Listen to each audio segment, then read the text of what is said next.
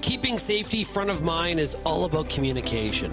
Welcome to the Farm Safety Roundup, a podcast series focused on important conversations to help keep farmers, their families, and their workers safe. Farm Safety Roundup is brought to you by the agricultural team at Workplace Safety and Prevention Services. With today's timely topic, I'm your host, Shaun Haney. Let's get to it.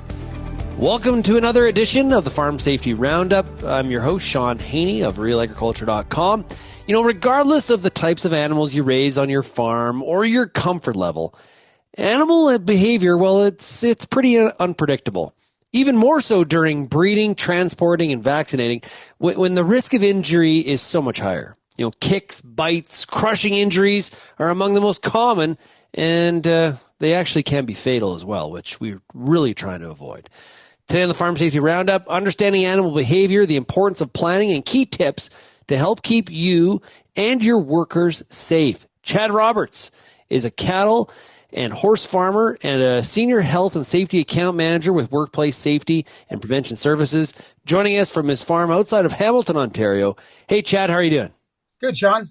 How are you? I'm doing really well. And, you know, I think one of the key words here, Chad, when we're talking about animals is unpredictability, but there are things we can do to be more safe around large animals. Well, what's the first step with large animals? And no matter the task, what you're doing, what are some of the things we can do from a safety and pre-planning as we get the job done?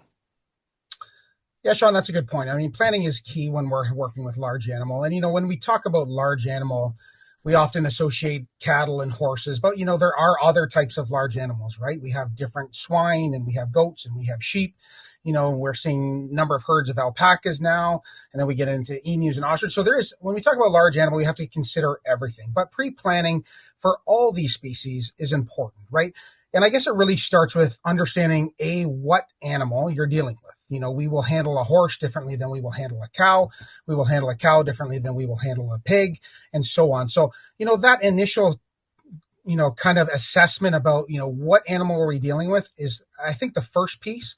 And then we get into, you know, what is the type of animal? So now we've established that, you know, in this case, let's just say we're handling cattle. You know, what type of cattle is it? You know, what breed is it? Because they all have intricacies, they all have characteristics, they all have different temperaments, the same as humans, right? So that assessment of, you know, where we're starting, what are we dealing with, what environment are we in with them? I think that's important. Once you have that plan in place, you need to ensure you have what you need to execute it. And as farmers, we know even the best plans can go awry. So you have to maybe shift on the fly and put in plan B and C as well. Yeah, that's for sure. I mean, again, when we're doing that planning piece, we're also assessing what are we doing with the animal, right? Because there's a number of different tasks that as, you know, animal producers or animal handlers that we have to do with animals. You know, it can be something as simple as, you know, recreational riding a horse, or are we loading it for transport? With cattle, you know, are we, you know, vaccinating them, catching them to vaccinate them? Are we moving them from one pasture to the other? Are we splitting the herd? Are we assisting in some type of a calving situation? So understanding what we're doing with them is also important. And then that kind of leads us into how we're going to handle them. So, you know, for example, you know, if we're, you know, staying on the path of cattle, I mean, if we're going to be vaccinating and, you know, performing any type of animal care, it's always recommended that we use some sort of chute system or some type of, you know, gate system, getting them into a smaller area if possible. I mean, that's kind of where we start to develop the plan and ensuring that, you know, we put ourselves at the least risk, right? And then we start to, you know, also look at, you know, and I'm going to circle back to the type of cattle. You know, are we dealing with cattle that are young livestock? Are we dealing with cattle that are older livestock that maybe know the routine? You know, are we in a small group? Are we in a large herd? Because all that contributes to their stress level, to what, you know, we often hear of, you know, the fight or flight response, all those type of things. So understanding all of that, and then we start to develop that plan is important. Now, we also have to be very realistic. Not every time we deal with these animals, they're going to be in a fully functioning barn with all the tools available to us. So we sometimes have to improvise as well. For instance, on my farm, I have some pastures in some different areas that I don't have, necessarily gate system and chute systems and all those type of things. So we have to look to other mechanisms. Maybe we lasso animals to, put them in a state that they're not going to injure us till we can treat them appropriately and provide that proper animal care. So I guess, Shaun, really, it's really, that is the key piece for me to really, express to folks about understanding where you are, what animal you're dealing with, what controls can we put into place to ensure that, that we're not going to get injured. A common misconception with, maybe newer people that are handling livestock, or, we're going to call them workers or summer students or people that maybe haven't been raised or worked on a farm, is, that we can overpower them or over strengthen them or restrain them. And that's just not possible for the most part with large animal, right? So we have to use these tools and other controls to make sure that we keep them safe and as well as safe.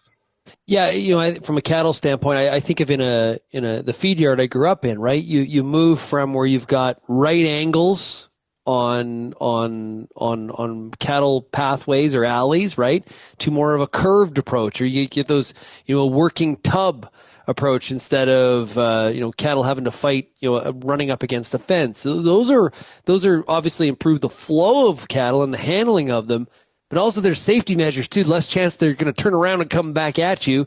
And one of the things that also is think about the escape routes. Okay, if something happens here and they're coming back the other way, how am I getting out of the way so I am not being trampled and hurt? Now, from a large animal perspective, are there situations where the animal may need to be restrained, and what are some of the best practices there? Yeah, there is times, again, back to animal care or possible birthing issues where you're going to have to restrain them to a point where you can help them, right? And essentially they don't understand that. Large animals, as much as they enjoy humans and we interact with them very well, large animals don't necessarily understand what you may be trying to help them. So they have that, we often, again, hear about a fight or flight response. So in their time of stress, they may look at you as a threat. They look at young children as threats. They look at you as a threat when they're in that state. They look at, pets as a threat. So those type of things are important to keep in mind when we're handling them. But yes, absolutely. It's very hard. They're not like humans, right? We know if we have something wrong with us, then we, typically will seek medical attention. We will ask for help. We will, go to the doctor. They don't have that. They rely on us to provide that care to them. So, but they don't necessarily understand why we're trying to capture them or why we're trying to restrain them or hold them or, give them a needle or help them with their birthing, because, they may not understand that the calf or the foal is coming out backwards, or, that there's an issue with a leg caught or different birthing problems that they can run into. They just know that something's wrong and they're at a high level of stress. So restraining them is important for their safety. It's important for us to make sure that we can actually help them the way we need to help them, and obviously to ensure we do it without being, injured ourselves. You mentioned earlier that it's the species we're talking about that's really important here. So, people could say, well, I grew up around animals. We had horses. Well, that's, you can do things around a horse or a lamb that you can't do around, a full-size steer or for sure not a buffalo, right? And so training here is important. What role does training play, and how do we make sure that we implement a program that's going to keep people safe? Yeah, and that's a tough one, Shaun, to be honest with you. Ideally I could sit here and say that there's different courses out there and there's different things you can do, but we do have some very valuable resources on our website at WSPS. We have tips and we have different types of best practices, but a lot of it really comes down to experience and, learning from others that have handled animals, being around people, because they react differently. Like, again, just like humans, every animal has a temper. Every animal has, a comfort zone. So picking up on those keys and learning from others on what to look for and what to proactively anticipate really goes a long way. So, there is a lot of, again, videos out there and different tips and best practices, but, I guess over assuming is always a problem. Like you said, I grew up on a farm, so I should be able to handle this. Another mistake that we often see in the industry is too, I mean, as farmers, we help each other out quite a bit, right? I often get called to help other farmers, whether we're doing different things with large animals. So you're going onto a different farm, and as experienced as I am, I don't necessarily know their animals, and they don't know me, and I'm a stranger, I'm a threat, so assessing all that type of stuff is different. So we can be as well trained as we want, but we have to be very situationally aware when we're dealing with large animals. Our own, sometimes we get complacent. I mean, for myself, sometimes I'll get complacent because I work with them all the time, and at the end of the day, we fail to remember, or some of us do, that they are animals. They are large, they are strong, and at the end of the day, they will do animal instincts if they feel threatened. Yeah, site specific. Great point. I think about escape routes, right? Where it's like, wait a minute, as I think there's an escape door, and there's not, because I'm thinking about my facility that I grew up in, not the one I'm actually working in, right? Just little things like that seem, maybe you don't notice at first if you don't kind of do some of the walkthroughs and some of the thinking ahead and being proactive. That one comes to mind. Okay, Chad, summarize this for us. What do we need to do to create a safer environment around large animals? Yeah, I think generally, and again, I don't want to continue to reiterate, but that planning piece, understanding what we're dealing with is so important. Understanding the type of animal, the species, the temperament, and then understanding what we're going to do with them and how they may react or may not react. That's the first piece. Then when we've understood that, we understand, what may be a risk to us or what may go well, then we obviously put in the plan. And when we put in the plan, we can't be afraid to stop and say, you know what, that didn't work. I didn't corral them the way I wanted. This one doesn't seem to be, reacting the way I anticipated. Sometimes we have to stop and reconfigure because, as farmers and, in the agricultural business, we're so busy, right? We're trying to do this and we need to vaccinate this group of animals and then head to the field. And there's so many things going on, but it's really important that we, give ourselves the opportunity to stop and recalibrate if needed. But that pre-planning, having the tools available, again, Shaun, I think is important. The more, mechanical advantages we can use between, again, like you said, chutes to keep them from turning back and different head gates and those type of things to, again, protect themselves and ourselves is important.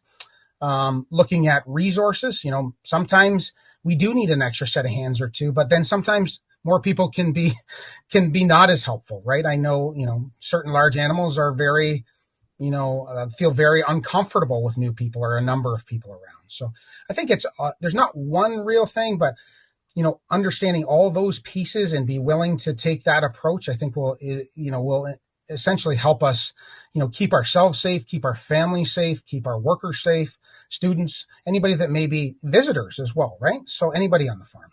Great stuff. Hey, Chad, thanks for joining us here today on the Farm Safety Roundup. Thank you very much, Shaun. You have a great day. Awesome stuff. Hey, listeners, you can get more information that is free, and there's a lot of easy-to-use resources by going to WSPS.ca/farm safety. With agricultural expertise to help keep farmers, their families, and their workers safe, Farm Safety Roundup is a podcast series produced by Real Agriculture with the team of ag specialists at Workplace Safety and Prevention Services. Go to the website WSPS.ca/farm safety. There you're going to find free health and safety resources, and you'll also be able to check this episode's show notes for information on the topics discussed. Thanks for joining us, and we'll see you next time to talk all things farm safety right here on the Farm Safety Roundup.